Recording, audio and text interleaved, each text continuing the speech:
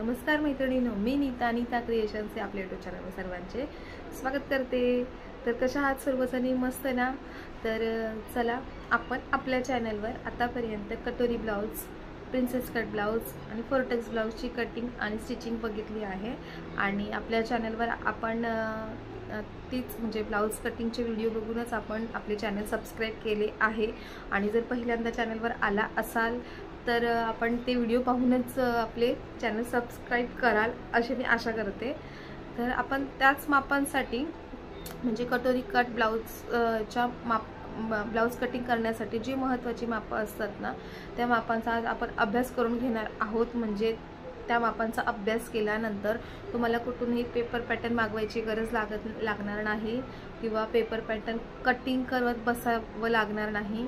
तुमचं काम अगदी सोपं होऊन जाईल। आणि तुम्ही जर नवीन शिकणारे असाल किंवा जर तुम्हाला आधी तुम्ही क्लास केले असतील पण मापं लक्षात आले नसतील आणि तीच मापं तुम्हाला अगदी व्यवस्थित लक्षात ठेवून घ्यायची असतील आणि तुमचं काम अगदी सोपं करून घ्यायचं असेल तर चॅनलला सबस्क्राईब करा। आणि जर व्हिडिओ आवडला तर प्लीज लाईक करा। तुम्ही व्हिडिओ म्हणजे बघता पण लाईक करत नाही तर व्हिडिओला लाईक करा।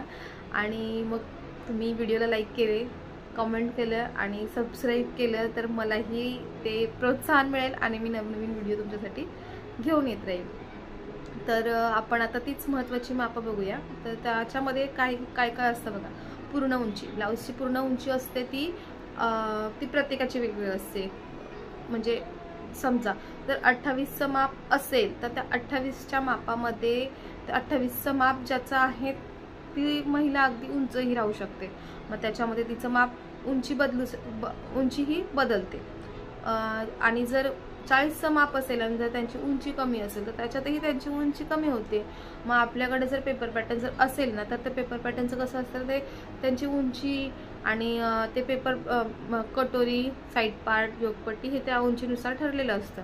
मग जर समजा आपल्याकडे कधी 28 साईजचं आणि 40 साईजचं वेगवेगळं जर साईज म्हणजे साईज सेम असेल, समजा जर 40ची साईज असेल दोन्ही ब्लाउजची 40ची साईज आणि दुसरी पण 40ची, पण मग त्याच्यामध्ये एकामध्ये उंची जास्त आहे एकामध्ये उंची कमी आहे, मग आपण तेच पेपर पॅटर्न ठेवून कटिंग जर केलं तर मग आपल्याला शिवताना अवघड जाईल ना। आपल्याला पटकन लक्षात येणार नाही की आपण म्हणजे हे उंची का कमी पडते किंवा याच्यात जास्त का येते हे लक्षात येणार नाही।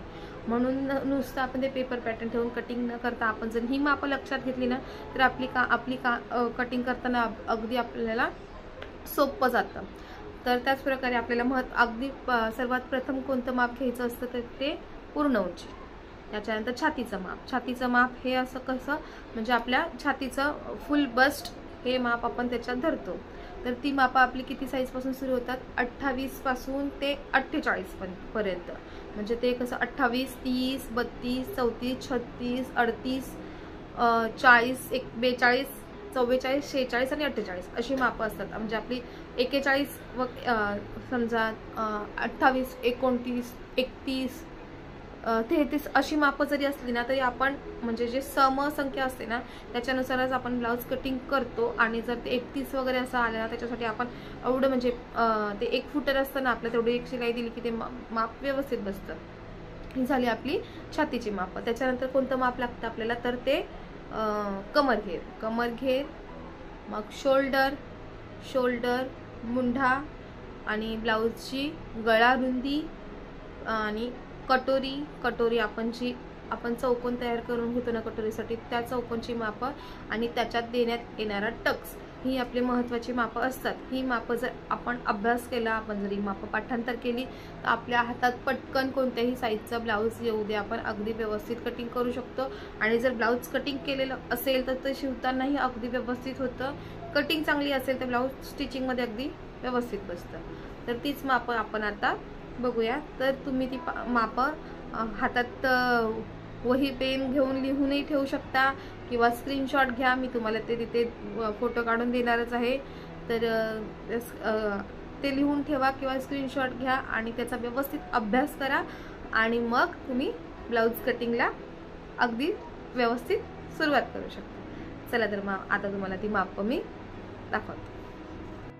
चला तर मग आपण आता कटोरी ब्लाउजची महत्त्वाची मापे बघणार आहोत। महत्त्वाची मापे कोणती तर छातीचे माप, छातीचा चौथा भाग, कमरघेरचा चौथा भाग, शोल्डर, गळा रुंदी, मुंढा, कटोरी आणि कटोरीचा टक्स ही असतात आपली महत्त्वाची मापं कटोरी ब्लाऊज कटिंग करण्यासाठी.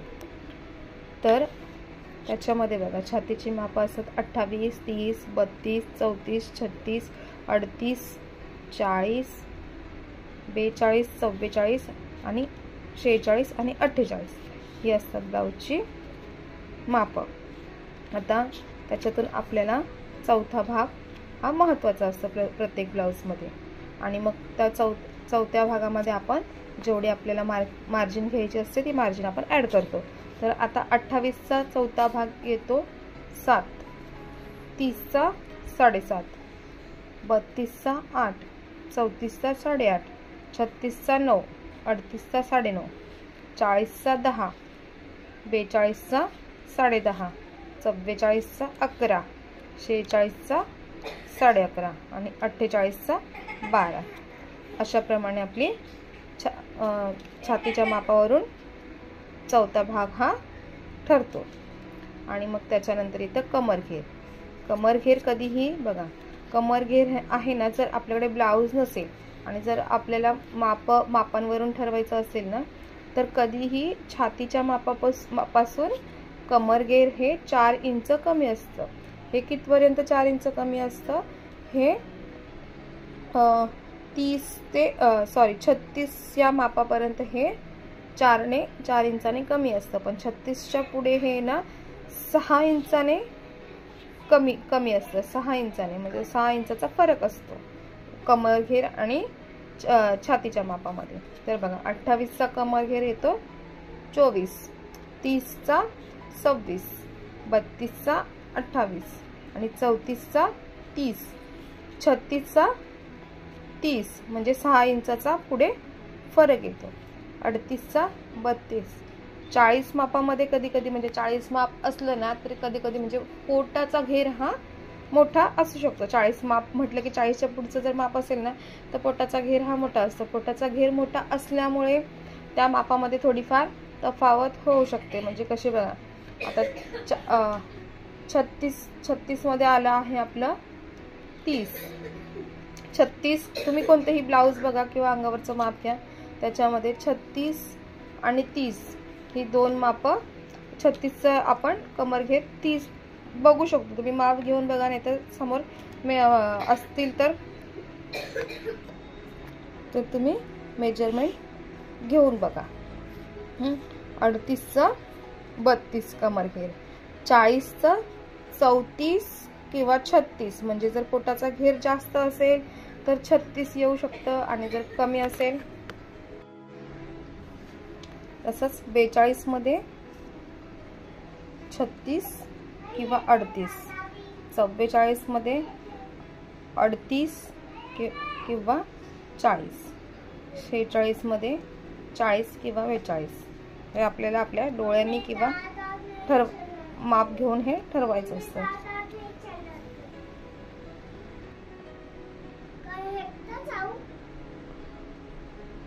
अशा प्रकारे झाले आपलं कमरघेर. आता कमरघेरचा चौथा भाग तेच म्हणजे कमरघेर जे आहे त्याला आपण 4ने भागाकार द्यायचा असतं. म्हणजे 24चा कमरघेरचा चौथा भाग येईल 6, तसंच 6.5, 7, 7.5 ही मापं तुम्ही अशी लिहून घ्या. आणि मग आलं शोल्डर.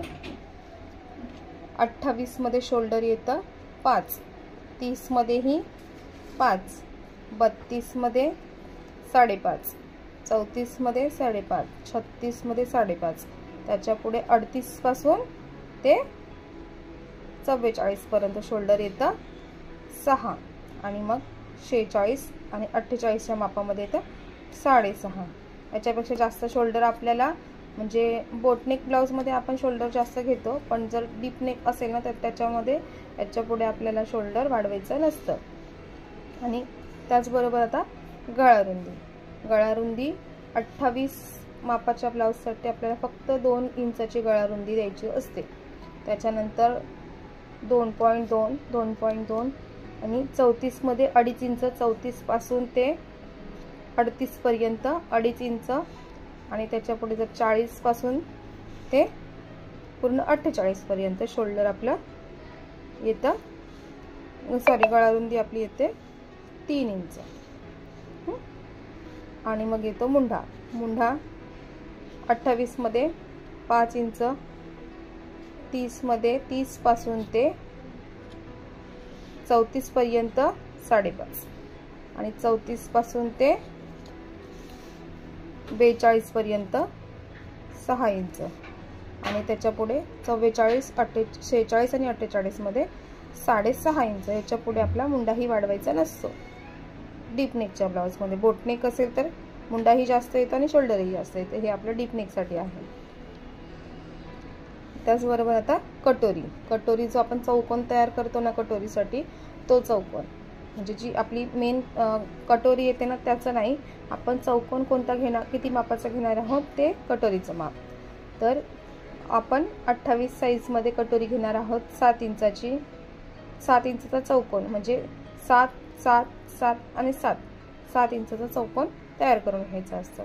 तसंच 30 मध्ये 7.5चा, 32 मध्ये 8चा आणि 34 मध्येही 8चा, 36 मध्ये आपण म्हणजे आपल्या याच्याने ठरवायचं असतं की आपण जर समजा आपल्याकडे आले जर ब्लाऊज द्यायला कस्टमर, तर त्यांचं आपण म्हणजे ब्लाऊज शिवणारे आपण असू ना, तर आपल्याला आधी नजरेनेही बघायचं असतं माप किती आहे आणि आपण टेपनेही माप घेतोच. तसं जर छातीचा उभार जास्त असेल तर 9 इंचाचा घ्यायचा चौकोन आणि जर कमी असेल तर 8.5चा.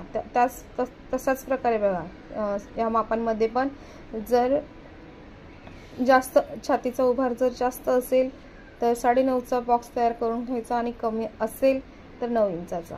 पुढेही तसंच 40च्या मापामध्येही तसंच. जर छातीचा उभार जास्त असेल तर 10 इंचाचा चौकोन तयार करायचा आणि जर कमी असेल तर 9.5चा. 42 मध्ये 10चा, 44 मध्ये 10.5चा आणि 46 आणि 48 मध्ये 11 इंचाचा असा चौकोन तयार करायचा असतो. आता कटोरीचा टक्स. कटोरीचा टक्स हा 28 साईजमध्ये 1 किंवा 1.25 इंचाचा टक्स द्यायचा असतो. फक्त 1 किंवा 1.25 इंचाचा.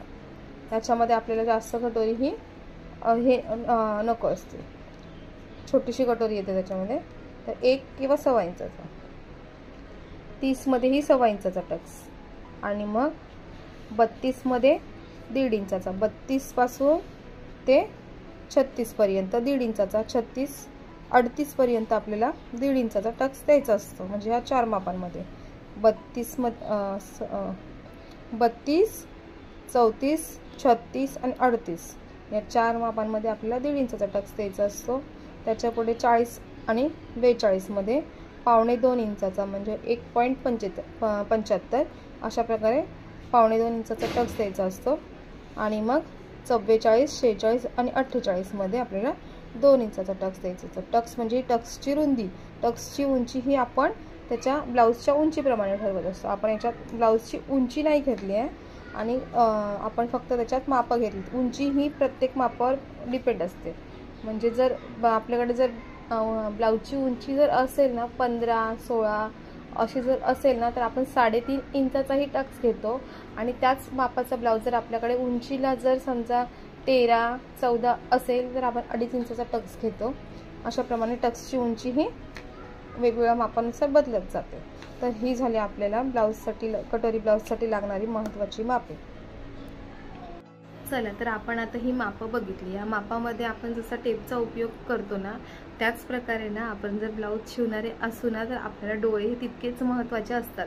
म्हणजे कसं, जर समजा आपल्याकडे जर ब्लाऊज द्यायला आले, त्यांच्याकडे मापाचा ब्लाऊज असेल किंवा ते स्वतः माप द्यायला आले ना, तर आपण जसं टेपने जसं माप घेतो ना, त्याच प्रकारे आपण आपले डोळे तेवढेच महत्त्वाचे असतात. कारण की समजा जर 36 साईजचा ब्लाऊज असेल आणि 36 साईजच्या ब्लाऊजनुसार जर कटोरीचा पार्ट जर त्यांचा म्हणजे छातीचा उभार जर कमी असेल किंवा जास्त असेल, म्हणजे 36 नुसार ते जर जास्त असेल, तर आपल्याला कटोरी 38 साईजची म्हणजे आपण त्याच्या एक पुढच्या साईजची कटोरी काढायची असते. आणि जर त्याच्यापेक्षा जर कमी असेल तर आपल्याला तो चौकोन आपण जो कट करतो ना, तो त्याच्यापेक्षा कमी घ्यायचा असतो. अशा प्रकारे आपल्याला आपण बघूनही ब्लाऊज कटिंग म्हणजे आता जास्त जे अनुभवी असतात ना, तर कसं असतं, मी तर नाही आहे तेवढी म्हणजे हे, पण जे असतात ना त्यांचं कसं असतं म्हणजे नुसतं ते बघून त्यांनी बघितलं ना तरी ते म्हणतात हां ठीक आहे आम्ही कटिंग करून घेऊ, असं मापाची गरज नसते. तर ते त्यांचं तेच म्हणजे त्यांचे डोळे तेवढे महत्त्वाचे असतात त्याच्यामध्ये की बघितल्यावरही त्यांना माप कळतं. तर तशाच प्रकारे आपण म्हणजे 2 मापं म्हणजे अगदी ते त्यातला लागणारे परफेक्ट आणि त्याच्या पुढचं परफेक्ट, ही 2 मापं आपण लक्षात ठेवायची असतात तेव्हा. की जर समजा 34 साईजचं ब्लाऊज असेल, 34 साईजनुसार जर कटोरीचा भाग जर त्यांचा 32 साईजनुसार असेल, किंवा जर 40चं ब्लाऊज असेल आणि जर त्याचं कटोरीचा भाग हा म्हणजे 40च्या पुढचा म्हणजे 42 पर्यंतचा असेल, असा जर म्हणजे कटोरीच्या भागामध्ये तफावत राहू शकेल ना, तर तेव्हा आपल्याला ते आपल्या डोळ्यांनी ठरवायचं असतं. तर ही झाली ब्लाऊजची आपली महत्त्वाची मापं. आणि जर तुम्हाला याच्याबद्दल काही विचारायचं असेल, कुठे काही डाऊट वाटत असेल तर नक्की कमेंट करून विचारा. आणि आपल्या चॅनलला सबस्क्राईब करा, लाईक करा आणि असंच प्रोत्साहन देत राहा. चला तर आपण आता पुढच्या व्हिडिओमध्ये भेटूया. चला बाय बाय.